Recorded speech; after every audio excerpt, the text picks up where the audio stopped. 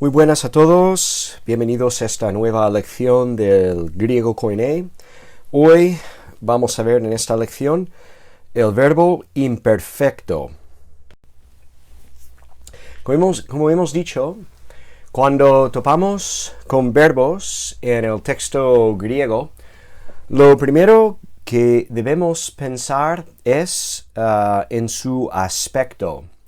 Y el aspecto de un verbo es la perspectiva desde la cual el autor comenta una acción. Si la ve como una acción continua,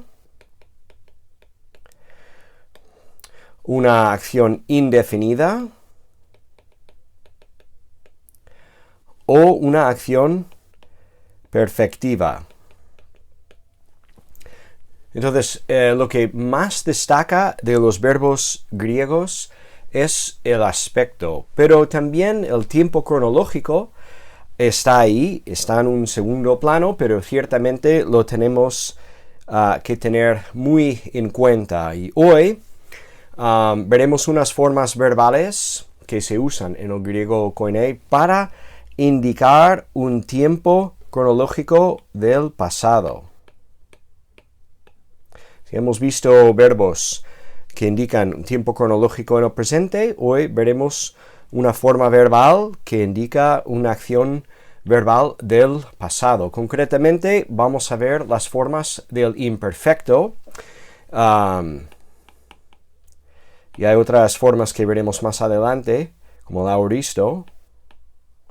Pero hoy estamos con el imperfecto. Y el imperfecto siempre señala acción continua o habitual, ¿vale? Un aspecto continua o habitual, normalmente en el pasado.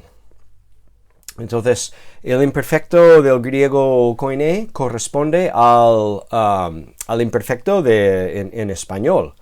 En español, pues, verbos en imperfecto como estudiaba, jugaba, comía, nos hablan de acciones en el pasado, acciones continuas. Yo ayer estudiaba toda la tarde,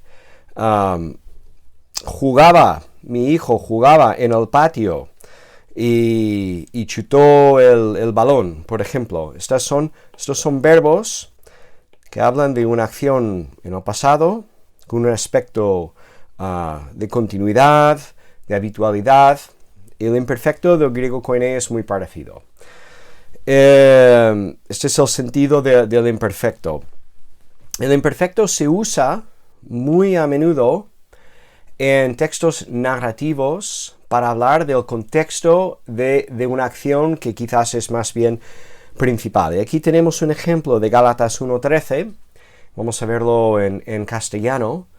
En Gálatas 1, Pablo relata cómo era su vida en el judaísmo antes de encontrarse con Jesús en el camino hacia Damasco. Y dice que perseguía la iglesia y la asolaba. Aquí vemos estos verbos, dos verbos que hablan de la conducta del apóstol Pablo, una conducta continua o habitual. Habitualmente perseguía la iglesia y la asolaba. Y estos verbos ponen el contexto que habla de cómo era la vida de Pablo antes de que Dios revelara a su Hijo en él. Y Pablo usa el tiempo imperfecto para hablar de cómo era su vida. Y bueno, vamos a volver al ejemplo de Gálatas 1:13 y verlo en griego al final de esta lección. Ahora pasamos a hablar de la morfología, las formas de los verbos imperfectos. Cuando un verbo se conjuga en el imperfecto, pues se le añade lo que se llama un aumento. Aquí tenemos un aumento. Y este aumento es una letra, que normalmente es la epsilon. Y esta epsilon se añade al principio del tema verbal y sirve para indicar que la acción cronológicamente tiene lugar en el pasado. El aumento echa la acción al pasado, cronológicamente hablando. Que este aumento se puede llamar característica temporal porque indica que estamos ante un verbo en el tiempo pasado. Un poco como el imperfecto en castellano, que no tiene aumento, pero sí tiene una serie de terminaciones.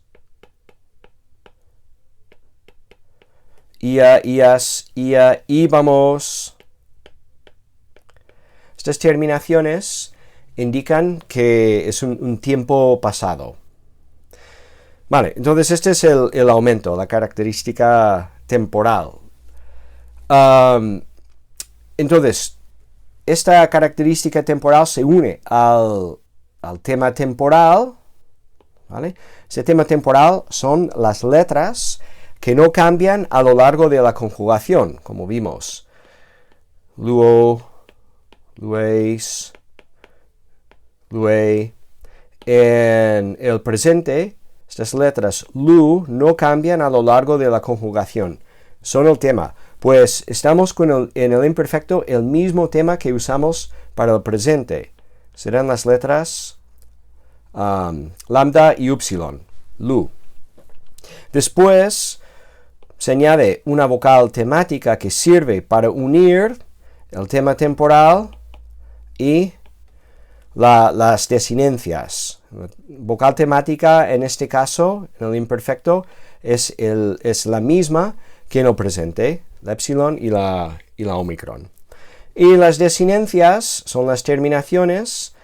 Cuando llegamos a el imperfecto, pues nos topamos con unas desinencias un poco diferentes a las que hemos aprendido.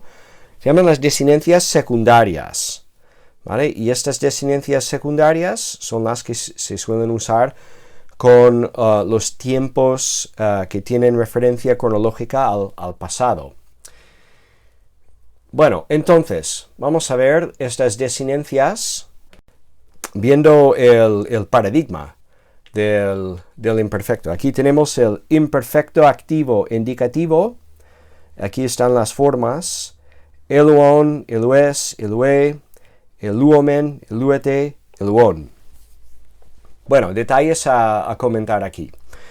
Vemos que en cada una de estas formas se añade un aumento. Aquí está la epsilon. Justo al principio de la palabra, esta epsilon nos indica que estamos ante un verbo con el tiempo pasado. La epsilon, tenemos que verlo aquí. Fijaos que tiene siempre un espíritu, ¿vale? Un espíritu suave, porque, claro, cada palabra que empieza con una vocal, esa vocal tiene que llevar un espíritu. Y en muchos casos, no solamente tiene el espíritu, sino que también tiene el acento, como vemos aquí, ¿vale? Entonces, este aumento, a ver, aquí no lleva acento, como podemos ver, aquí no, y el acento se halla en la segunda sílaba, aquí. Aquí tiene el acento de nuevo. Vale, se usa aumento más tema temporal, lu, ¿vale? Este tema temporal, pues estas letras no cambian, lu, a lo largo de toda la conjugación. Después tenemos la vocal temática, omicron, epsilon, epsilon, omicron, epsilon, omicron, igual que en el presente, luo, lueis, luei, omen, luete, luci. Aquí omicron, epsilon, epsilon, igual, lo mismo, ¿vale? Omicron, epsilon, omicron, omicron, epsilon, omicron. Las vocales temáticas son iguales entre el imperfecto y el perfecto. Ahora bien, las desinencias, estas son las desinencias secundarias que tenemos aquí al final, y estas son algo distintas. Aquí tenemos las desinencias son nu, sigma final, nada, ¿vale? Esta nu aquí es la nu movible. Acordaos que la nu movible aparece al final de palabras que terminan, a veces, palabras que terminan en vocal cuando la siguiente palabra empieza con una vocal, y esa nu facilita la pronunciación. Entonces, la nu no es parte de la desinencia. Aquí no hay desinencia, no hay nada. Entonces, las desinencias continúan en el plural, men, te y nu, otra vez. Aquí tendríamos desinencias nada, sigma final, iota, men, te y en sí. Es una desinencia un poco diferente, pero fijaos que esas desinencias son iguales. Entonces hay similitudes entre las desinencias secundarias y las primarias. Pasamos a ver las formas del imperfecto en las voces media y pasiva. ¿Vale? Vamos a abreviar el imperfecto medio pasivo indicativo, IMPI. ¿Vale? Acordaos que medio pasivo no es una voz, son dos voces, la voz media y la voz pasiva. Pero hay muchas formas verbales que las voces media y pasiva comparten la misma forma, que es el caso aquí del imperfecto. Entonces tenemos que ver, cuando analizamos el verbo, si se trata de la voz media o la voz pasiva, pero la forma es la misma. Y vemos que en el imperfecto medio pasivo indicativo que se añade un aumento, lo mismo que en el presente. Aquí está la épsilon al principio con también el espíritu suave. Tema temporal, luo, de nuevo, exactamente lo mismo, estas dos letras. Las vocales temáticas, omicron y épsilon, lo mismo. Y ahora las desinencias secundarias. Main, so, to, meza, ste, nto. Estas desinencias, las secundarias, se parecen también a las primarias. En el presente, medio pasivo indicativo, lu, omeza. Lu es fe. Estas desinencias son exactamente las mismas que tenemos aquí. ¿Vale? De hecho, aquí tendríamos luomai, la desinencia es técnicamente de la segunda persona singular, sai, tercera persona, luetai. Aquí tenemos main, so, to. Elementos parecidos, la mu, sigma, tau. Esas desinencias secundarias no son tan diferentes si las comparamos con las primarias. Quizás un detalle aquí a comentar, esta forma de la segunda persona singular, el luo, no parece cuadrar muy bien con la desinencia so que tenemos aquí en la lista. Esto no es un error. Lo que ocurre es que cuando se añade la vocal temática, epsilon, la sigma y la omicron, a la sigma no le gusta estar entre dos vocales, así que desaparece. Entonces se añade la epsilon y la omicron y el resultado es un diptongo. O. ¿Vale? Entonces la forma que hay que memorizar es esta, el UO. De hecho, hay que memorizar este paradigma junto con el paradigma que vimos en la diapositiva anterior. Bien, tenemos que hablar un poco más sobre el aumento. Hemos dicho que hay que memorizar los paradigmas que hemos visto porque nos ayudan a ver los patrones comunes de los verbos que aparecen en el imperfecto. Ahora bien, tenemos que tener en cuenta también que pueden haber variaciones en las conjugaciones de ciertos verbos en el imperfecto porque el aumento puede cambiar según cómo son las palabras a las cuales se prefija. Vamos a ver 4 formas diferentes en que puede aparecer el aumento. Vale, entonces, en el primer caso, los temas que empiezan con una consonante, como es el caso de luo, el aumento suele aparecer como un epsilon, un epsilon sencillo. Entonces, la diferencia entre aquí luo, presente activo indicativo, y eluon, el imperfecto activo indicativo. Se añade una epsilon sencillamente. Este aumento, por cierto, muchas veces se llama un aumento silábico porque añade una sílaba a la palabra. Si comparamos, luo tiene 2 sílabas. Eluon tiene 3 sílabas. Este es el aumento, digamos, clásico. El epsilon y añade una sílaba a la palabra. Bien, veamos otro ejemplo que es un poco distinto. Celo, que significa desear. Celo, yo deseo. Eithelon, yo deseaba. Pasamos al imperfecto y se añade un aumento, pero el aumento en este caso no es epsilon, sino que es eita. Entonces hay algunos verbos, que no la mayoría, pero algunos que empiezan con consonante, como este verbo celo, que reciben un aumento en forma de, no en epsilon, sino eita. Esos son los temas que empiezan con una consonante. Ahora, ¿qué pasa cuando el tema verbal empieza con una vocal? Pues se producen variaciones. Vamos a ver unos ejemplos. Si el tema del verbo comienza con una vocal corta, el aumento se combina con esta y resulta en una vocal larga. Aquí tenemos el ejemplo de akuo, yo escucho. Ekuon, yo escuchaba. ¿Qué ha pasado aquí? Tenemos aquí una eita, pero esa eita es el resultado del aumento epsilon más la alfa, que es la primera letra del verbo. Estas dos se combinan y el resultado es la vocal larga eita. Ekuon. Esto es un caso que se da a menudo en los verbos imperfectos. ¿Qué ocurre cuando el verbo comienza con un diptongo? Pues normalmente lo que ocurre es lo siguiente. Vamos a ver un ejemplo. Eucharisteo, yo doy gracias.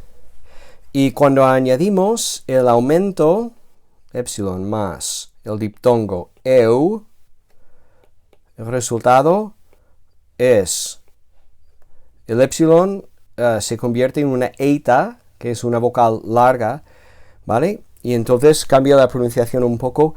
Euchariston. El diptongo recibe el aumento, digamos, y el cambio se nota en el cambio como pasa del epsilon a una eita. Pero no siempre es así. Hay varios verbos que comienzan con el diptongo eu precisamente, que no llevan aumento. Y se sabe que el verbo es un imperfecto solamente por las terminaciones, por las desinencias. Heurisco, yo encuentro. Heuriscon, yo encontraba. Que el aumento, la epsilon, no se ve. Y sabemos que este verbo entonces es un imperfecto solamente por la desinencia. Tenemos que hablar de otro tipo de palabra que son los verbos compuestos. Los verbos compuestos son el resultado de una preposición combinado con un verbo. Aquí tenemos un ejemplo, katabaino, que es el resultado de la preposición kata con la forma verbal baino. Bueno, ¿qué ocurre cuando se quiere pasar del presente al imperfecto? Pues se emplea también, como en los otros verbos, un aumento, y el aumento se mete entre la preposición y el verbo, digamos. Y es así porque el aumento pertenece al verbo, es el verbo que nos habla de una acción y su tiempo cronológico, no la preposición. Por lo tanto, se inserta aquí el aumento y en este caso se pierde la última letra de la preposición. Quizás pensaríamos que kata más el aumento más el verbo, que el alfa y la epsilon se juntaría para dar una eita, pero no es el caso. lo que ocurre es que esta alfa se pierde y se conservan las primeras tres letras de la preposición, luego tenemos el aumento y luego el verbo. Katabainon. ¿Vale? Entonces vemos aquí el aumento y las desinencias secundarias.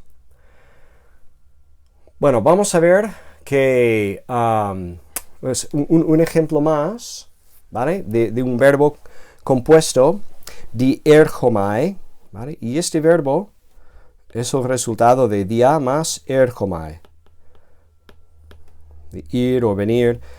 Y vemos que ya en el presente, esta es la forma léxica, el presente activo indicativo de este verbo, se ha perdido la alfa, dierchomai.